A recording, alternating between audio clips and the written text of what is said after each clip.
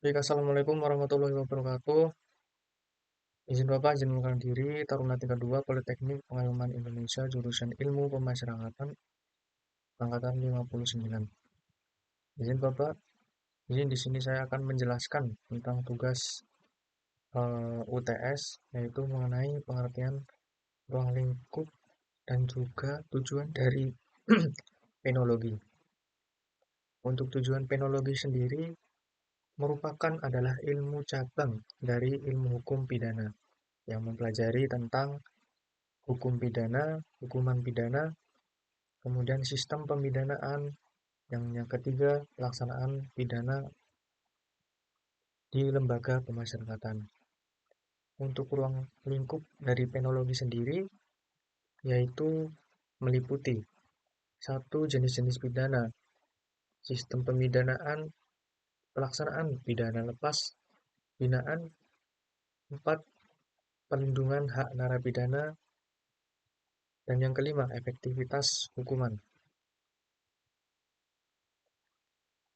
Kemudian untuk tujuan penologi yakni dengan memberikan pembalasan retributif, kemudian memberikan efek jera, deteren, selanjutnya memperbaiki pelaku atau rehabilitatif,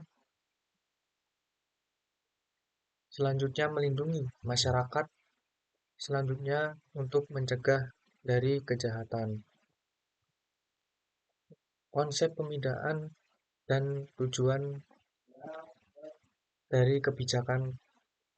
Konsep pemidanaan adalah sebuah proses pemberian hukuman kepada pelaku tindak pidana yang tujuannya adalah untuk menegakkan hukum, kemudian menjaga ketertiban di lingkungan masyarakat. Teori tujuan pemidanaan. Yang pertama ada teori absolut atau retributif. Hukuman merupakan sebagai balasan atas sebuah kejahatan. Fokus pada kesalahan pelaku. Yang kedua teori relatif atau tujuan. Teori ini diantaranya untuk mencegah kejahatan.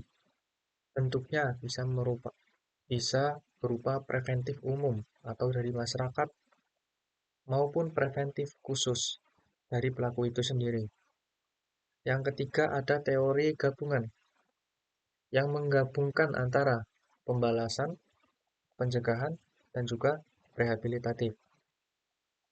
Kemudian ada kebijakan pemidanaan.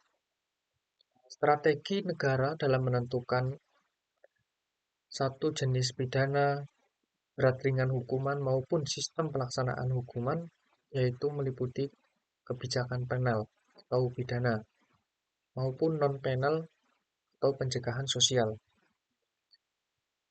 Yang ketiga, kelembagaan, regulasi, dan juga budaya. Kelembagaan institusi yang berperan aktif, yakni diantaranya di negara kita mempunyai beberapa institusi, antara lain sebagai berikut: polisi, kejaksaan, pengadilan, maupun lembaga pemasyarakatan ataupun lapas. Kemudian regulasi, dasar hukum diantaranya bersumber pada KUHP, Kitab Undang-Undang Hukum Pidana, maupun KUHP. Ada juga mengambil dari Undang-Undang Pemasyarakatan yang mengatur jenis pidana, proses peradilan, dan juga pelaksanaan hukuman. Sikap budaya hukum. Sikap dan kesadaran masyarakat terhadap hukum sebagai contoh adalah kepatuhan terhadap hukum. Kemudian persepsi terhadap hukuman. Jenis-jenis atau macam-macam pidana. Yang pertama yakni pidana pokok. Pidana pokok yaitu berupa pidana mati, hukuman paling berat. Yang kedua ada pidana penjara, kurungan dalam waktu tertentu. Yang ketiga ada pidana kurungan lebih ringan daripada penjara. Kemudian yang keempat ada pidana denda, membayar sejumlah uang. Yang B, pidana tambahan, pencabutan hak tertentu, hak politik maupun jabatan.